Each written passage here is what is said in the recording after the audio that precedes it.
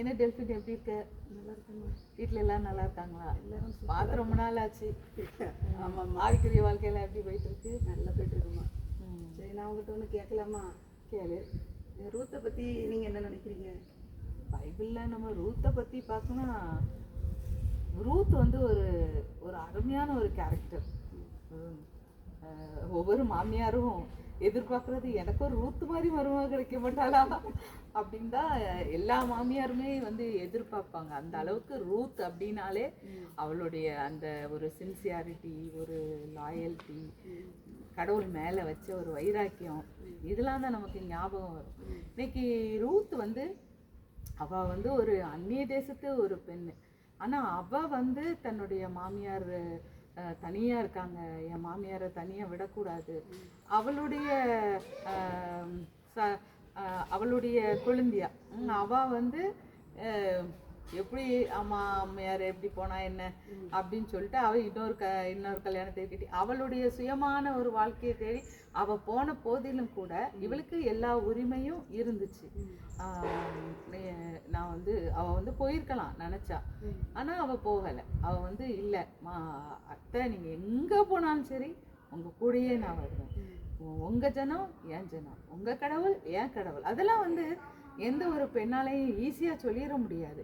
ஏன்னா அவளுக்கு நகோமின்னு அவள் வாழ்க்கையே, அவள் நகோமின்னா அவள் மகிழ்ச்சியாக இருந்தா. ஆனால் அவள் வந்து அவள் ஊருக்கு போகும்போது சொல்கிறா, ஐயோ தயவுசெய்து நீ நகோமின்னு சொல்லாதீங்க, என் வாழ்க்கை இங்கேருந்து போகும்போது நகோமியாக தான் இருந்துச்சு, ஆனால் நான் திரும்பி வரும்போது மாறால் என்னை கூப்பிடுங்க அப்படின்னு சொல்கிற அளவுக்கு அவளுடைய லைஃப் கசப்பாக இருந்துச்சு. அந்த கசப்பான வாழ்க்கையிலும் தன் மாமியார் கூட போனால் தான் கஷ்டம்தான் படுவோன்னு தெரிஞ்சும் அவள் போக துணிஞ்சான். இதை விட ஒரு பெண்ணை வந்து நம்ம இது பண்ணி சொல்கிறதுக்கு, அட்மையர் பண்ணுறதுக்கு என்ன இருக்குது? அவ்வளோ அவள் வந்து ஒரு சரியான ஒரு கேரக்டர் அவள். அப்புறம் அவள்கிட்ட பிடிச்சதுன்னா வந்து என்ன சொல்லலாம்? அவள்கிட்ட பிடிச்சதுன்னா எனக்கு வந்து அவளோட அந்த தேவன் மேலே ஒரு பற்று. அவளுக்கு தெரியாத ஒரு கடவுள் தான், ஆனால் வந்து அவள் மாமியாரை வந்து அவள் வந்து நம்பி, அது இந்த காலத்தில் உள்ள பெண்களுக்கு இந்த மனப்போக்கவங்கெல்லாம் இருக்காது. இப்போ வந்து சொல்ல போறா இருந்தா கூட்டு குடும்பமே வந்து நிறைய இடத்துல வந்து இல்லை, அவங்கவுங்க வழியை பார்த்து போயிட்டு இருக்கிற வேலையில இவ வந்து ஒரு மாமியாரை இன்னைக்கு முதியோர் இல்லத்துல கொண்டு அம்மாவை கொண்டு விட்டுட்டு போறவங்க, ஒரு மாமியாரை நேசிக்க முடியாதவங்க, இப்படி நிறைய மருமக்களை பார்க்கும்போது இவ ஒரு வித்தியாசமானவ. அந்த கேரக்டர் வந்து எனக்கு ரொம்ப பிடிச்ச கேரக்டர். இவ வந்து எல்லாத்துலேயும் மாமியார் வந்து என்ன சொன்னாலும் கீழ்ப்படியக்கூடியது. இந்த காலத்தில் அது வந்து பசங்க கிட்ட எல்லாம் அது நம்ம எதிர்பார்க்க முடியாது. இல்லாதது வந்து ஒபீடியன்ஸ். அம்மா சொல்லு பாங்கம்மா உங்களுக்கு வேறு வேலை இல்லை அப்படின்னு சொல்லக்கூடிய பிள்ளைங்க தான்.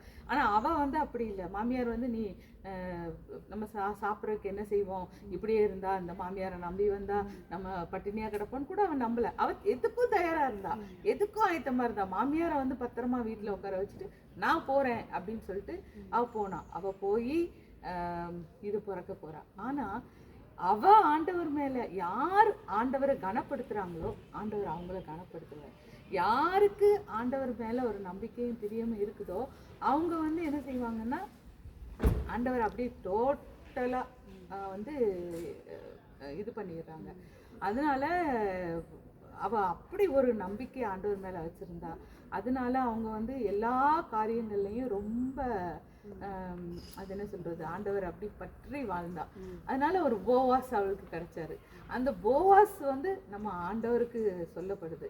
அந்த போவாஸ் அப்போ மாமியார் சொல்றா, எங்கம்மா இன்னைக்கு இது போனேன், நான் போவாஸோடைய இதுக்கு தான் போனேன். உடனே அவ சொல்றா, நீ வேற எங்கேயும் போயிடாத, பாதுகாப்பு இருக்காது, அங்கேயே போ. அங்கே அவளுடைய நல்ல நடக்கை அவர் பார்க்குறாரு போவாஸ். நான் உன்னை பற்றி கேள்விப்பட்டிருக்கேன், ஆனால் நீ சொன்னதை விட நீ ரொம்பவே இதாக இருக்க. நீ வந்து இந்த காலத்தில் உள்ள இளம் பையங்களை தேடி போகாமல் நீ வந்து இப்படி உங்கள் மாமியாருக்கு உகந்த ஒரு மருமகளாக இருக்கிறதே உன்னைய பற்றின ஒரு நல்ல ஒரு இது எங்களுக்கு கொடுக்குது அப்படின்னு அவளை பார்த்து ரொம்ப அட்மையர் பண்ணுறாரு போவாஸ். அது வந்து இன்னைக்கு எல்லா பெண்களுக்குமே அவ ஒரு விதவை தான், ஆனால் வந்து அவள் ரொம்ப ஆண்டவருக்கு பயந்து அவன் நடந்தா. மாமியார் சொல்லுக்கு ரொம்ப கட்டுப்பட்டு நடந்தா. அதுதான். அவங்ககிட்ட நம்ம கற்றுக்கொள்ள வேண்டிய பாடங்கள்னா எது சொல்லலாம்? ஒபீடியன்ஸ், கீழ்ப்படுது. கீழ்ப்படுதல். அப்புறம் அவ வந்து ஆனால் அவளை வந்து ஆண்டவர் கைவிடலை. போவாஸுக்கு வந்து அவ தான் அப்படின்னு முன்குறிச்சாரு. அட்டவணையிலேயே முதல்லயே தாவீதோட தாத்தா குள்ளு இது நான் வந்து ரூத்தையும் போவாசையும் தான் ஆண்டவர் வந்து நியமித்து வச்சிருந்தார். அதனால அவங்க வந்து நிச்சயமா ஆண்டவரால் ஒரு முன்குறிக்கப்பட்ட ஒரு குடும்பம். அவங்க வந்து போவாஸும் ரூத்தும் ரொம்ப சந்தோஷமாக தான் வாழ்ந்தாங்க. இன்னைக்கு அவகிட்ட நம்ம கற்றுக்கொள்ள வேண்டிய பாடம்னா தன்னோட மாமியாரை நேசிக்கிறது, தன்னுடைய சொந்தங்களை அவள் நேசிச்சா. அந்த ஜனங்கள் வந்து அவளை என்ன பேசினாலும் அதை பற்றி அவளை கவலைப்படலை. ஆனால் கடவுளே அவளுக்காக இறங்கி வந்தார், நல்ல ஒரு வாழ்க்கையை கொடுத்தாரு. அவளுக்கு வந்து போவாஸ் வந்து உண்மையிலே ஒரு பெரிய ஆசீர்வாதம். இதை விட அவளுக்கு வேற என்ன? அவ அங்கே இருந்திருந்தான்னா இந்த ஆசீர்வாதம் கிடைச்சிருக்காது, போவாஸுங்கிற ஒரு ஆசீர்வாதம் கிடைச்சிருக்காது.